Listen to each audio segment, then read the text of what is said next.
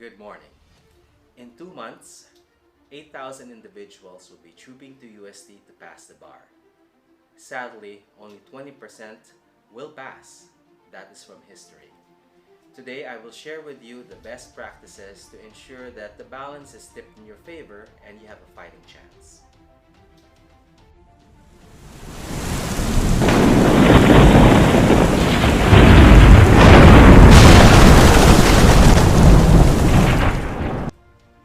Welcome back. I'll cover three major topics today. The first is brain optimization. The second would be your study habits. And finally, the bar proper.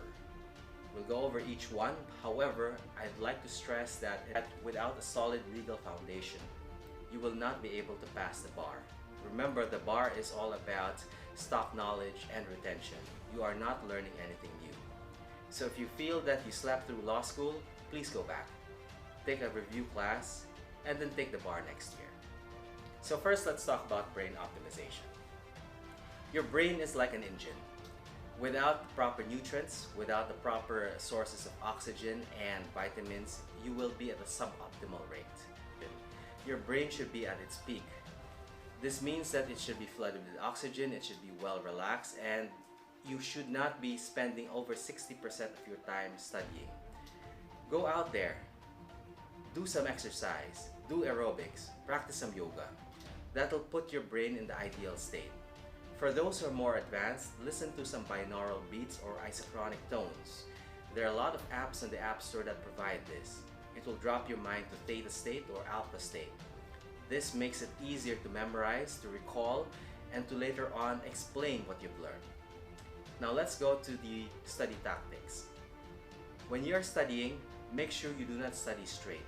A lot of individuals would wake up in the morning, 6 a.m., and they'll study non-stop until 12 midnight. This is suboptimal. If you were to do this, you would forget what you're learning because remember, every 30 minutes, your brain starts to push out things that it had learned prior. But if you have breaks in between, your brain would recall stronger. I was the guy who would be going to the gym, running with the caudals and the treadmill. And I would then put down the caudal, then I would work out and lift some weights. This helps. So for those of you who are not into the gym, you can run, you can dance, you can attend parties. The important thing is you break up your study.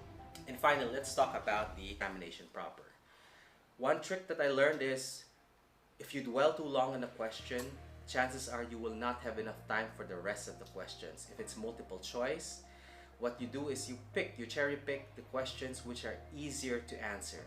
And often the easier questions are the last. So one trick I did was I started with the last questions, then I moved to the first. The bar examiners can be tricky in that way.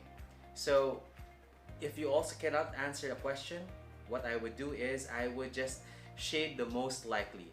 And here's the Occam's razor. The simplest answer is often the right one. I applied that to the bar exam. The simplest answer is often that which would answer the problem at hand. So these are the tips that I have been sharing with other bar examiners after myself, and for them it had been very useful. Many of them have passed. If you have any questions, do comment below and let me know what you think and how you feel that this can be augmented. Thank you.